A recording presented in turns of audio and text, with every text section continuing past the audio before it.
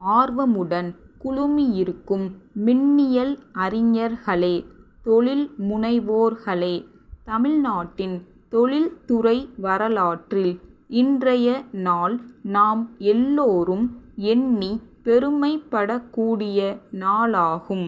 இந்தியாவிலேயே இங்கு தான் முதலாக மின்விளக்கு தயாரிக்கும் தொழிற்சாலை தொடங்கப் பெறுகிறது என்பதை மகிழ்ச்சியுடன் தெரிவித்துக் கொள்கிறேன்.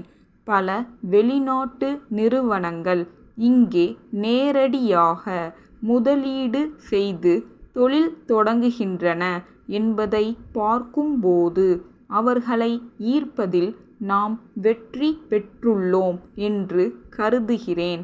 இதற்கு காரணம் நாம் அளிக்கின்ற சிறந்த அடிப்படை வசதிகள், திறமையான உழைக்கும் சக்தியுடன் கூடிய நிர்வாக அமைப்புகள், எல்லாவற்றிற்கும் மேலாக அவர்களுடைய தொழில் கொள்கைக்கு ஆதரவான சூழ்நிலை இங்கே நிலவுவது ஒரு நல்ல வாய்ப்பாகும். இன்றைக்கு இங்கே தொடங்கப் பெறும் தொழிற்சாலை சில 100 பேர்களுக்கு வேலை வாய்ப்பை கொடுக்கும் என்று குறிப்பிட்டார்கள். இந்த எண்ணிக்கை ஆயிரக்கணக்கில் பெருக வேண்டும். வெளிநாட்டிலிருந்து வருகின்றவர்களிடம் தொழில் துவங்குவதற்கேற்ற அமைதியான சூழ்நிலை தமிழ்நாட்டில் இருப்பதாக சொல்லி இருக்கிறேன். அதை ஏற்றுக்கொண்டு வெளி மாநிலங்களிலிருந்தும் தொழில் முனைவோர் இங்கே வர தொடங்கியிருக்கிறார்கள். அவர்களுக்கு நான் அளித்த வாக்குறுதிகள் ஏமாற்றம் அளிக்காவண்ணம் காப்பாற்றப்பட வேண்டும். அந்த பொறுப்பு இந்த அரசுக்கு மட்டுமல்ல, தமிழ்நாட்டிலுள்ள தொழிற்சங்கவாதிகளுக்கும் பாட்டாளி பெருமக்களுக்கும் இருக்கிறது என்பதை நான் எடுத்துக்காட்ட கடமைப்பட்டிருக்கிறேன். தொழிலாளர் தோழர்களுடைய நன்மையிலும் நல்வாழ்விலும் அக்கறை கொண்டு பணியாற்றி வருகின்ற அரசு இது என்பதை அவர்கள் நன்றாக அறிவார்கள்.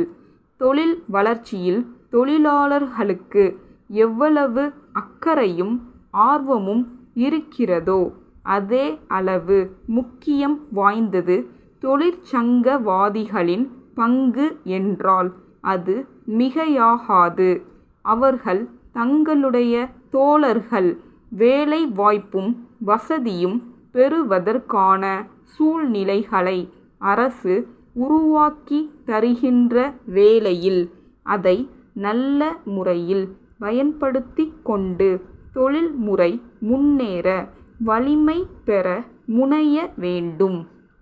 தமிழ்நாட்டை பொறுத்தவரை தொழில்துறையில் அமைதியும் நிர்வாக மேம்பாடும் தொழிலாளர்களின் ஆர்வத்தோடு கூடிய ஈடுபாடும் தான் நமக்கு பெரும் துணையாக இருக்கிறது. இதை வைத்துத்தான் வெளிநாட்டு தொழில் முனைவோரை நம்பிக்கையுடன் அழைக்கிறேன்.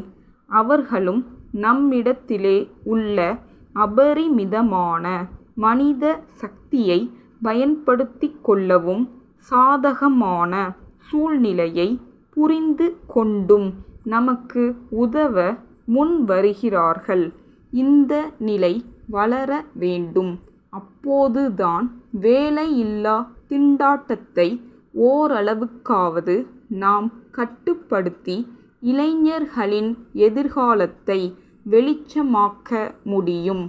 பலர் வாழ்க்கையில் ஒளியேற்றும் வகையில் இன்றைக்கு இங்கே மின்விளக்கு உற்பத்தி தொழிற்சாலை துவங்கப்படுகிறது என்பதை மகிழ்ச்சியுடன் தெரிவித்துக் கொண்டு அரசு எடுக்கின்ற முயற்சிகளுக்கு அனைவரும் ஒத்துழைப்பு நல்க வேண்டும் என்று கேட்டு, இங்கே வருகை புரிந்திருக்கும் வெளிநாட்டு தொழில் முனைவோர்களை வருக வருக வளம் தருக என்று வரவேற்று அமைகிறேன்.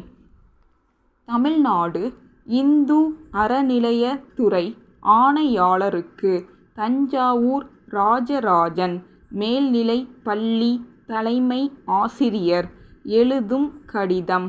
ஐயா, எங்களது மேல்நிலைப் பள்ளி கடந்த 20 ஆண்டுகளாக பெயர் பெற்று விளங்கி வருகிறது.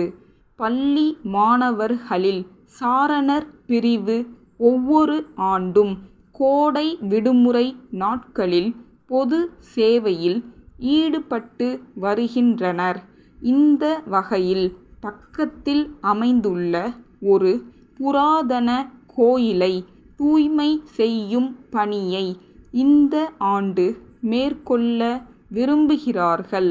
அதற்காக தஞ்சாவூரிலிருந்து 4 கல் தொலைவில் பூங்குளம் கிராமத்தில் உள்ள பழைய புராதனமான சோமசுந்தரர் ஆலயத்தை தேர்வு செய்திருக்கிறார்கள். கோபுரத்திலும் கீழேயும் உள்ள பாசி படிந்த சிற்பங்களை தேய்த்து சுத்தம் செய்வது, சுற்று நடைபாதையில் இருக்கும் முட்புதர்களை அகற்றுவது, கோபுரங்களிலும் சுவர்களிலும் முளைத்துள்ள செடிகளை களைவது போன்ற வேலைகள் இதில் அடங்கும். தஞ்சாவூரில் உள்ள தங்கள் துறை உதவி ஆணையரிடமும் இது குறித்து விண்ணப்பித்திருக்கிறோம். மாணவர்களுக்கு பொது தொண்டில் இருக்கும் ஆர்வத்தை வளர்க்கும் முறையில் தாங்கள் இதற்கான அனுமதி வழங்கி உதவ வேண்டுமென்று கேட்டுக்கொள்கிறேன். தங்களது விரைவான பதிலை எதிர்பார்க்கிறோம். தங்கள் நம்பிக்கையுள்ள